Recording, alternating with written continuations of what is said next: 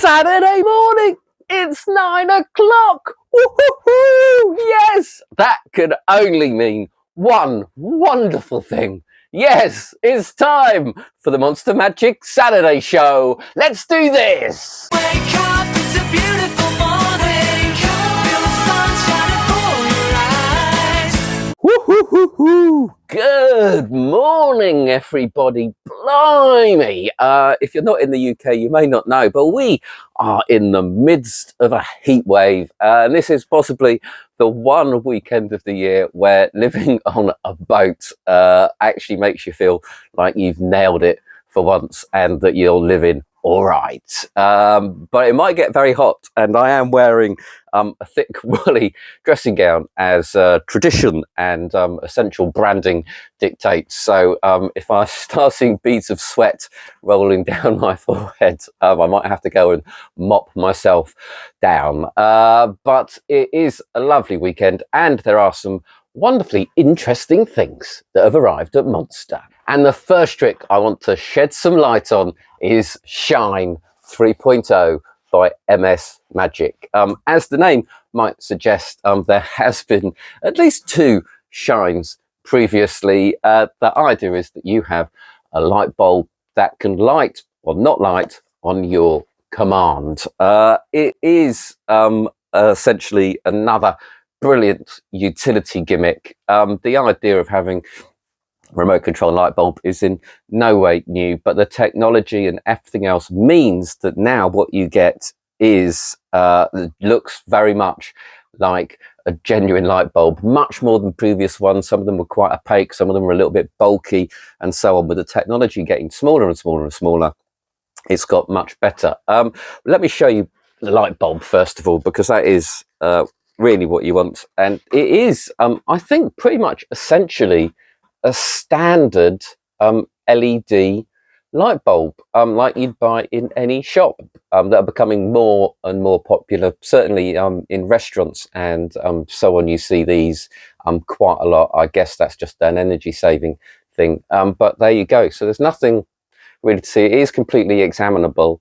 There is a tiny hidden switch that you need a little pin thing here that you've got to go with it to turn it on and off, but no one's going to notice that hole, and if they do, they'll just think it's part of the design. So this could be handled by the spectator completely freely. In fact, in theory, they can hold it whilst you turn it on and off. I'm not sure I'd do that in case they get a bit freaked out. You might want to put it in a bag. Somehow putting it in a bag might even isolate it even more. If you're holding it, they might think you're doing something clever.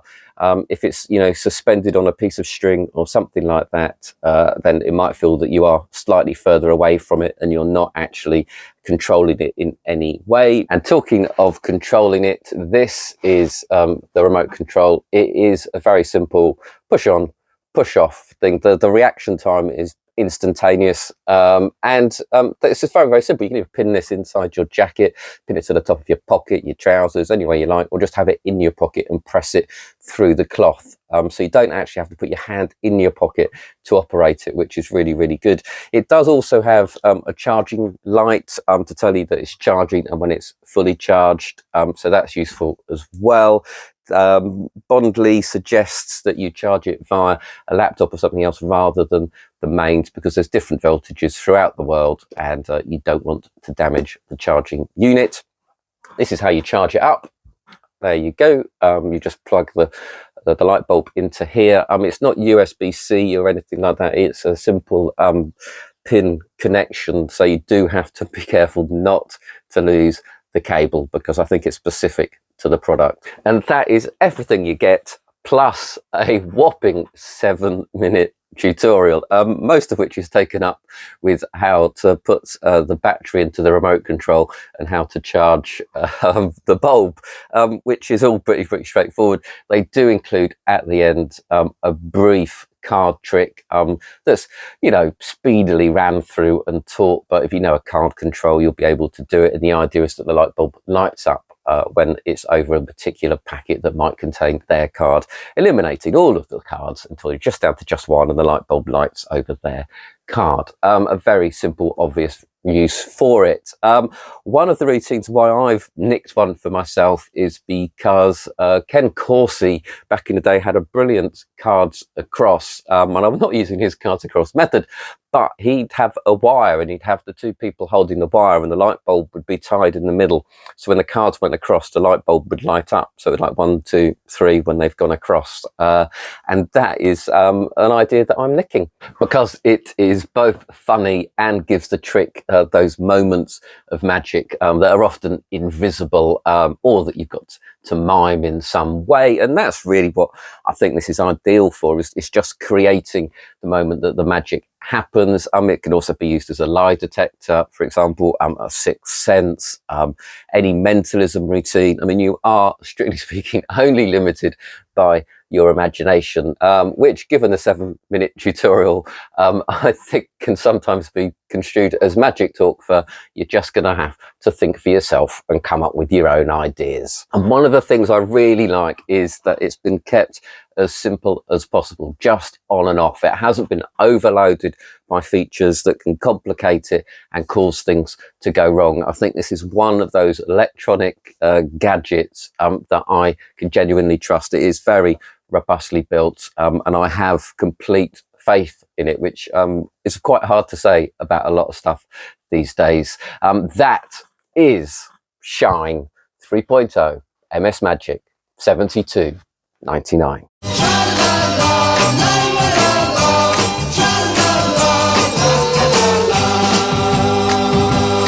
Next up, it is Alpha to Amiga ESP edition. Yes, this takes the classic Alpha to Amiga card trick by Stephen Tucker that sort of came out at the turn of the century. Gosh, does that make me sound like I'm on an Antiques Roadshow?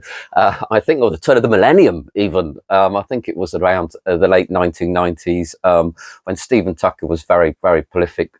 When I was much younger and into magic, Stephen Tucker was one of the best magicians that I ever saw, and I felt very lucky to be having such a great magic mind in England that I could actually go and see him. And this is widely regarded as one of the best packet tricks ever. I mean, that moniker has been given to a lot of things, and I think this genuinely is nicely because of how it builds, and it's normally just done with plain cards, but in this case it's done with ESP symbols that I do actually think makes it that little bit better. The idea is that you show that you have 2 packets of ESP symbols and you say you're going to show intuition and prediction. You put one packet down on the table face down and you take the other packet behind your back. You ask your participant to think of just one of the symbols, and then you say you are going to intuitively turn the one they have thought of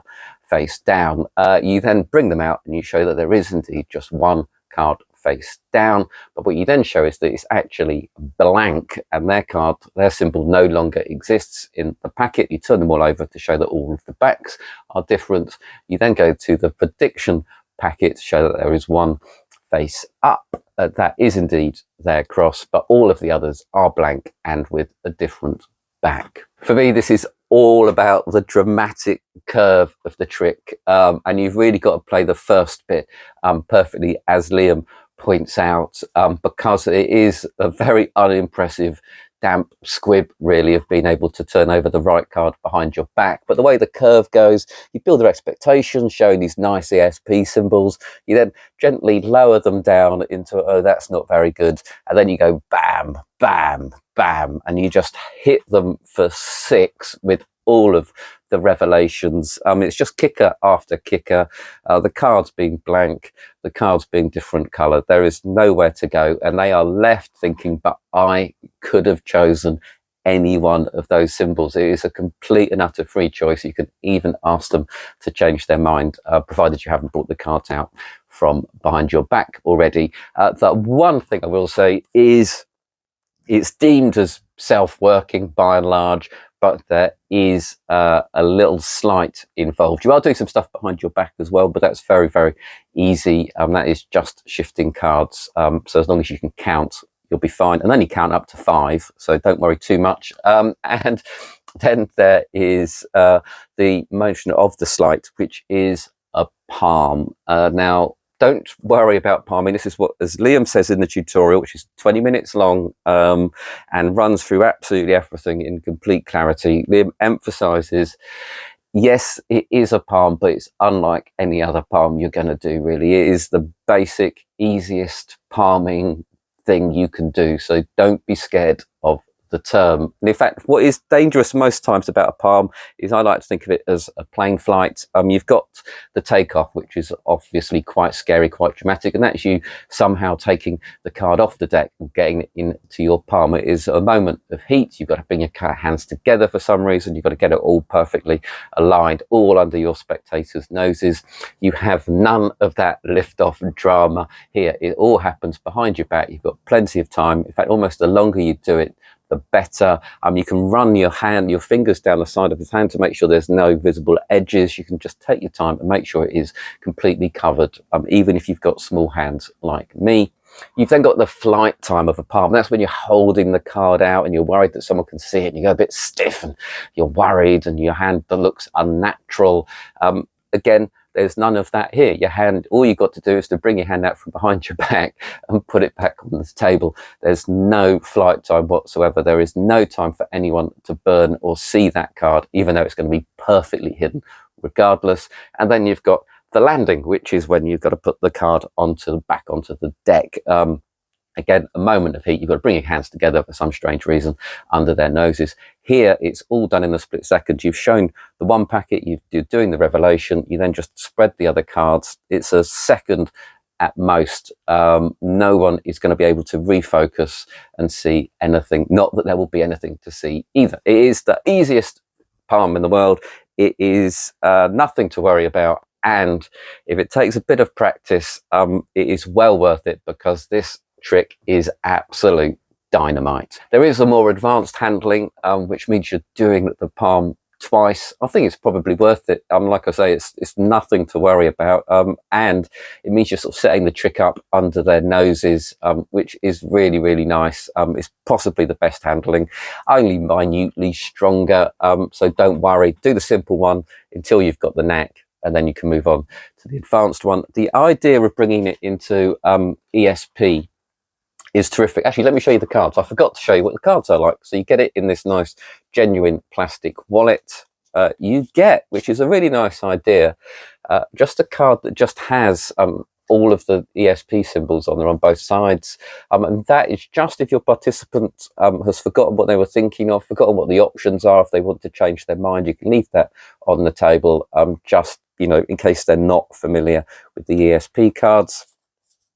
And these are the cards that you get. So obviously you get some blank cards and you get the ESP symbols. You might notice that the ESP symbols are quite small in proportion to the card, and that is deliberate, because at some point in the trick, towards the end, you spread the packet and you want to be able to spread the card down a little bit. So here you've got a lot of clearance to show that one card is face up, but you haven't actually made the revelation, and that slows everything down. It means you're more in control of when the revelations happen than you are with the original, so it does have advantages with the ESP. Also, it just takes it away from being a card trick. This doesn't feel like a card trick. As long as you talk about intuition and predictions and ESP symbols as much as you like, people will not see this as a card trick. There's no deck involved. It is just ESP cards. That is why they come with these really quite nice backs. Not too plain, too boring, or too fussy, but they've got Zenna ESP testing on there, and you know, yeah, they look great. They are really, really nice cards. The back design I particularly like, and the contrast obviously between the black and the red is good. And the best bit, yes, I know I've been raving, I haven't even got to the best bit. Everything at the end is examinable. All of the cards are exactly as they should be, at the end, your participant can go through them. There are no extra cards, there's no gimmicking, there is absolutely nothing to see. They are absolutely what you've told them they are. And that makes it just perfect for all of those tricky participants that you might get, all of your grabby friends and family.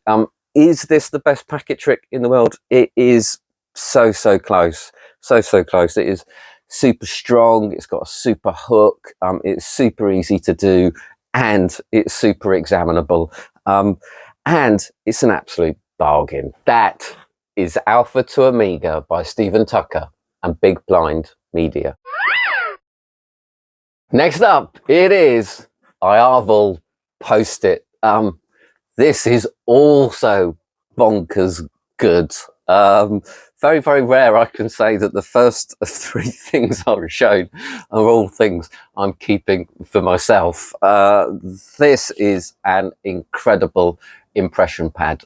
Basically, you have a post-it note pad and a pen. You can give them to your participant. They can draw, they can write absolutely anything they want, and you know exactly what it is.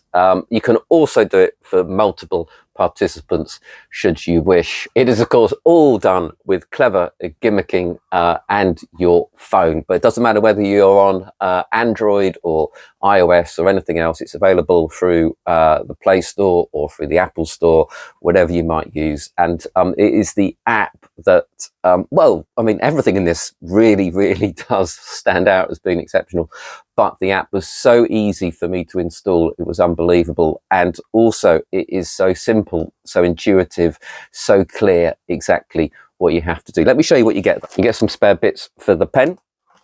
You get the post-it pad itself. Now this does look so much like a genuine post-it pad. And in fact, you can, if you run out of the post-it notes, you can just buy post-it, stick it on. Here they run through how to refill this pad, revitalize it as it were, so that you don't run out of pieces of paper. So that is very important. You don't necessarily have to buy a replacement one of these. They do sell replacement one of these. If this gets damaged, if you know gets wet, anything like that, you can buy replacements. Hopefully Monster will have some in very soon. If they come in different colors as well, so you've got yellow, pink, green and blue. This is the pink one. You also get the pen. Now this is obviously a special pen. It's not anything really to see, to be honest. You might worry that this doesn't look like a Bic biro or anything like that, but if I'm out performing, do you really want to use your grubby chewed end pen? No, you want a nice pen. This just looks like a nice stylish biro that someone who is professional and cares about looking good and using good items would use a pen like this, in my opinion. I don't think there's anything to worry about. It is just a nice looking biro, and I think that is how it should be treated. Don't make a big thing of the pen. You don't have to make a big thing of the post-it note. They are simply writing down and drawing something. You don't have to go, please check out the pad. And back to the pad. Inside the pad, you won't be surprised to see there is a little bit of a shell, and inside you have this. This is the device. This is all it is. It is that thin. I'd say it's about 4 millimeters thick. That is all. It's that big. It covers a large portion of the pad, so you don't have to do any of that sort of billet stuff where you make a circle or you draw a line for them to write the word. They can use all of the pad. It is, you will get the impression regardless. They also point out that if you don't want to use a post-it pad, if you've got your own routines, you can think about this. You can put this in your wallet and just have them write something on the post-it note stuck to the back of your wallet. You can have it inside a book, as they say, if you're doing a book test. Once again, you're only limited by your imagination as to where you put this. And of course, if you're using it in your wallet, you can use your business card instead of the post-it note. As long as they're leaving the impression on the wallet, I might have to test the thickness and so on. It becomes a really nice, almost everyday carry, just something to carry around. It feels really strong. I really wouldn't worry too much about it. I mean, I wouldn't put the wallet in my back pocket and sit on it, but you know, if normal care, you should be fine. The tutorial is only a smidge over 15 minutes, and most of that is spent running through all of the options and settings on the app. They are pretty self-explanatory. You can just run through them and you'll figure it out. And the options available are really thorough and very clever. You can do it for multiple participants, so you can decide when it decides that it's a new entry, and when it shows you the new entry, you can have all of the entries shown on one page should you wish. You can change the thickness of the lines, you can change the background color. You can also have it to auto zoom, so if someone's just written in very small writing, perhaps they're nervous, they haven't filled the post note, it'll zoom in so you can see everything very, very clearly at a glance. And one of my favorite features is sort of the fake background screen, so it'll just look like you've got a photo showing on your phone when your phone is dormant, but it will still show the impression. It's just brilliant. The charging and the pairing as well was an absolute doddle. It just appeared, and it also shows you the battery charge and the signal strength as well, so you know that everything is working before the start and you don't have to go through burning pieces of paper to make sure that it is all connected. The final bit of the tutorial is them giving you some hints, some tips, some quite inspiring ideas of where else you can put it, and it really does just show you how versatile this thing is. It's not a bargain, but it is absolutely brilliant. That is the Iarvel Post It, $259.99.